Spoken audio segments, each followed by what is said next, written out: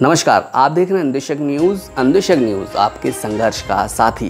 दोस्तों, यहाँ पर आज की ख़ास खबर लेकर हाजिर हैं। हम आपको बताएंगे कि किस कदर प्रिंट मीडिया, इलेक्ट्रिक मीडिया ने अन्वेषकों का साथ दिया है और किस तरीके से उनकी बात को बुलंद किया है, उनकी बात को रखा है। क्योंकि आप जानते हो, लगातार 9 वर्षों से संघर्ष कर रहे ये राष्ट्र निर्माता शिक्षक गरीबी की हालत जी रहे हैं और इन विपरीत परिस्थितियों में उनका साथ मीडिया ने लगातार दिया है। आपको बताना चाहेंगे, जैसे ही फैसला सुरक्षित रख लिया गया, मीडिया ने पूरी तरीके से इनके मामले को प्रकाशित किया है, छापा है, जगह दी है अपने पेपर में प्रमुखता से। अन्वेषकों को बड़ा मानदेय देने के मामले में कोर्ट का फैसला सुरक्षित जैसे ही हुआ, वैसे ही समस्त पेपरों ने इसको छापा है। मैं अपने चैनल के माध्यम से प्रिंट मीडिया, इलेक्ट्रिक मीडिया सभी को धन्यवाद देना चाहूँगा। उन्होंने अन्वेषकों की बात को प्रमुखता से जगह दी, अपने पेपर में, अपने चैनल्स पर दिखाया। मैं समस्त इलेक्ट्रिक मीडिया, प्रिंट मीडिया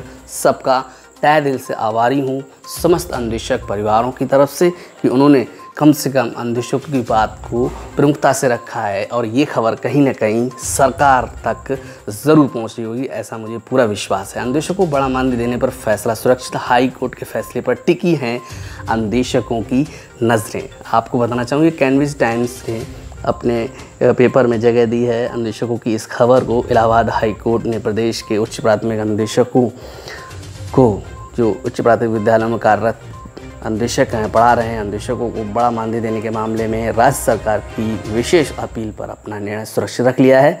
ये मुख्य न्यायमूर्ति राजेश बिंदल एवं न्यायमूर्ति जे मुनीर की खंडपीठ ने सुनाया है, कहा है और उनके मामला संज्ञान में चल रहा है, उनकी बेंच में चल रहा है, वो सुनवाई कर रहे हैं इस मामले की।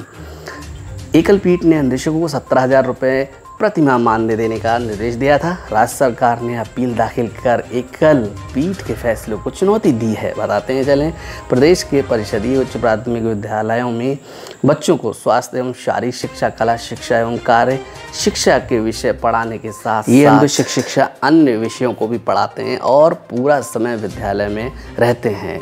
वर्ष 2013 में शिक्षा का अधिकार अधिनियम 2009 के अंतर्गत विषय विशेषज्ञ के रूप में अन्वेषकों की नियुक्ति 7,000 रुपये प्रतिमाह मानदेय पर 11 माह के लिए नियुक्त किए गए थे। मार्च 2016 में अखिलेश सरकार ने अन्वेषकों के हित में फैसला लेते हुए 1,470 रुपये बढ़ा दिए। ऐसे में अब उन्हें 8,470 रुपये सैलरी यानी कि मानदेय मिलने लगा। इसके बाद साल 2017 में विधानसभा चुनाव होने थे तो सभी पार्टियां वादों का पिटारा लिए यूपी में घूम रही थीं। ऐसे में अखिलेश सरकार ने मानव संसाधन विकास मंत्रालय के PAB यानी कि प्रोजेक्ट अप्रूवल बोर्ड में अन्वेषकों की सैलरी 17,000 रुपये महीने किए जाने को लेकर प्रस्ताव भेज दिया था। अब चुनाव भी थे और केंद्र में भाजपा की सरकार भी थी, प्रदेश में भी भाजपा को सरकार बनानी थी। ऐसे में अखिलेश का ये प्रस्ताव मंजूर होने ज़रा मुश्किल था और हुआ भी यही। 27 मार्च को PAB ने अखिलेश के प्रस्ताव को रद्द कर दिया। 6 अप्रैल को अन्वेषक मुख्यमंत्री योगी आदित्यनाथ से मिलने पहुंच गए, जिसके बाद CM योगी आदित्यनाथ ने अखिलेश वाले ही प्रस्ताव को फिर से PAB को भेज दिया और इस बार प्रोजेक्ट अप्रूवल बोर्ड ने इसको स्वीकार कर लिया। आप ध्यान दीजिए, इस बार जब योगी सरकार ने 17,000 मानदेय का जो प्रस्ताव भेजा तो PAB ने इसको स्वीकार कर लिया, जिसे भाजपा ने ट्वीट किया, ट्वीट हैंडल पर बड़ा इश्तहार निकाला और कहा कि हम अन्वेषकों को मानदेय 17,000 देने जा रहे हैं। लेकिन अन्वेषकों को 17,000 का मानदेय जारी नहीं किया गया। इसके बाद अन्वेषकों की तरफ से राकेश पटेल और अमित वर्मा ने न्यायालय की शरण ली और लखनऊ हाई कोर्ट तथा इलाहाबाद हाई कोर्ट में याचिका दाखिल कर दी। अन्वेषकों की तरफ से अधिवक्ता श्रीमती दुर्गा तिवारी जी व हेमंत मिश्रा ने जोरदार तरीके से अन्वेषकों का पक्ष रखा। जुलाई 2018 में अन्वेषकों की अपील सुनते ही इलाहाबाद हाई कोर्ट की लखनऊ खंडपीठ ने फैसला सुनाया और कहा, सैलरी घटाने के फैसले को रद्द किया जाता है। सैलरी 17,000 ही रहेगी। प्रदेश सरकार का फैसला प्रताड़ित करने वाला था, इसलिए वह 9% ब्याज के साथ जल्द से जल्द भुगतान करें, ये आदेश दिया माननीय हाई कोर्ट इलाहाबाद लखनऊ खंडपीठ ने। हालांकि कोर्ट की फटकार के बाद भी राज्य सरकार ने सैलरी नहीं बढ़ाई। इस बार अनुदेशक इलाहाबाद हाईकोर्ट चले गए। पिछले कई वर्षों से इस याचिका पर सुनवाई चल रही थी, लेकिन मुख्य न्यायाधीश इलाहाबाद हाईकोर्ट ने लखनऊ हाईकोर्ट और इलाहाबाद हाईकोर्ट की याचिकाओं को कनेक्ट कर दिया। इलाहाबाद हाईकोर्ट के मुख्य न्यायाधीश राजेश बिंदल एवं न्यायमूर्ति जे मुनीर साहब की खंडपीठ ने लगातार सुनवाई करते हुए दोनों पक्षों के वकीलों को दलीलों को सुना।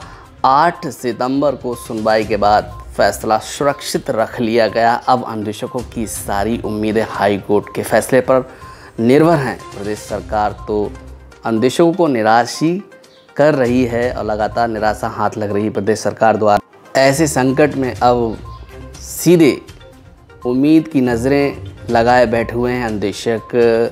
डबल बेंच के इंतज़ार, उसके फैसले के इंतज़ार में।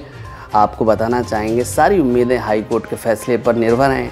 इन गरीब अनुदेशकों की प्रदेश सरकार ने तो बिल्कुल इनको बर्बाद करके रख दिया, लेकिन आने वाले दिनों में कोर्ट जो फैसला सुनाती है उस पर अनुदेशकों का भविष्य निर्भर होगा।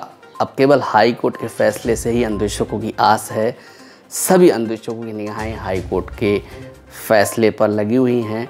हम ईश्वर से प्रार्थना करते हैं कि ईश्वर इनका साथ दें जैसे अब तक दिया, और आने वाले समय में माननीय हाई कोर्ट इलाहाबाद से इनको सफलता मिले।